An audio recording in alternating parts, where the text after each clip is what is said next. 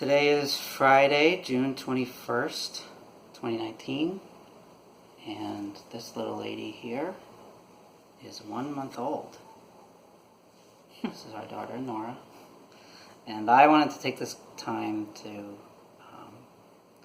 talk a little bit about our birth story for posterity and anyone who might be interested. If you can't tell, we're super tired today. I will probably misspeak and who knows what else, but we're gonna just go for it here. So Nora was due on June 9th, and she ended up... 2 weeks ago.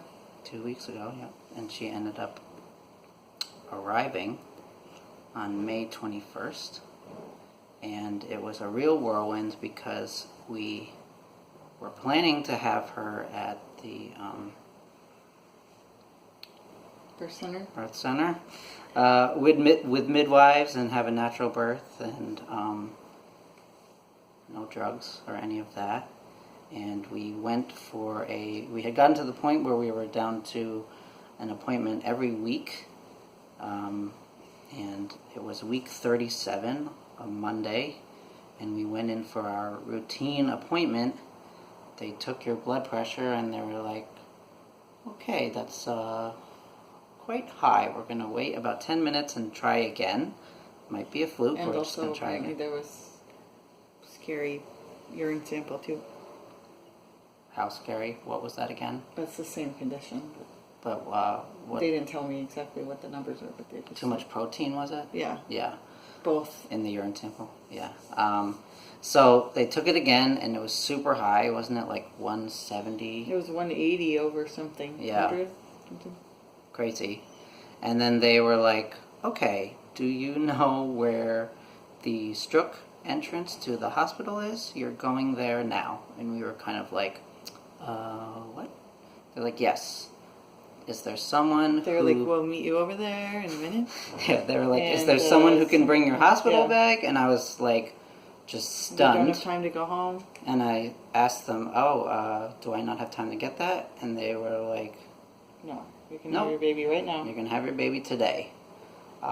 So we were whisked away. Fortunately, the hospital is right across the street, Danbury Hospital. And we had our hospital bag And I had mostly packed.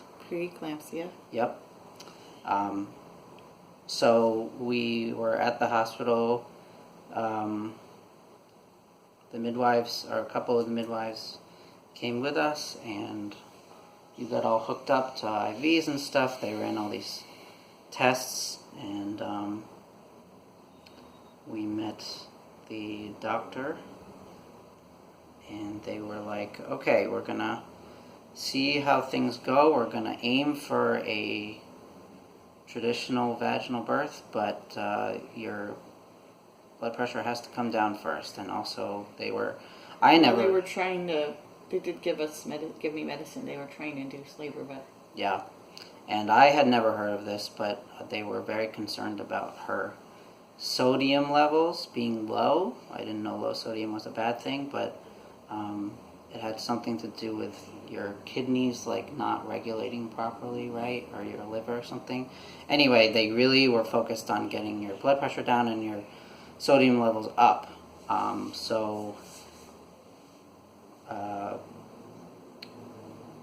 We were there overnight, and they were just kind of monitoring you and giving the medicine for induction. Yep, and all night. Yeah, all night, and the next day, Tuesday, the magnesium IV to try to lower blood pressure. Yep. The next day was Tuesday, and things still hadn't really They continued improved. with that medication until like all morning, afternoon, and it was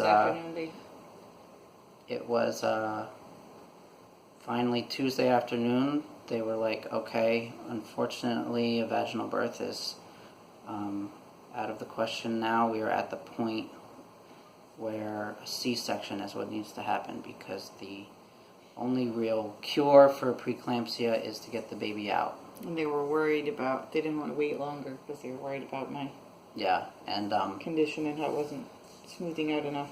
Preeclampsia is a really serious condition for pregnant women because it can actually lead to seizures and death. So super scary. And even though from the beginning, the C-section is one of the, the last things we were planning for, I think we're definitely at the point now where we have come to terms with and accepted that it was absolutely necessary, and we're glad that it's something that's possible, that they really figured out. And it was very scary, but we got our baby girl out of it, and everyone is doing well now. So it was a huge relief to come home from the hospital. Those first few days were exciting, obviously, because we finally got to meet Nora, but you can never get good rest in a hospital, and everyone has a different checklist, and they kind of conflict with each other. And we had to stay in for a while because I had the surgery, so Yep. we went in on Monday. We didn't get out of there until Saturday night. Saturday night, like yeah. 9 p.m. Mm-hmm. And there were so many different things going on. The staff was really great for the most part, especially the nurses were super caring. And we had our favorites for sure. But your doctor and surgeon, Patricia, was super nice, really amazing. I think, what really comforted us was that she is actually one of the people who started the birthing center that we were planning to have Nora at. So, she was definitely not making hasty decisions as far as interventions and all that stuff goes. So now that we've been home for a month, how do you feel? You've come a long way. Yeah. It used to be that it was first week I was hardly able to walk.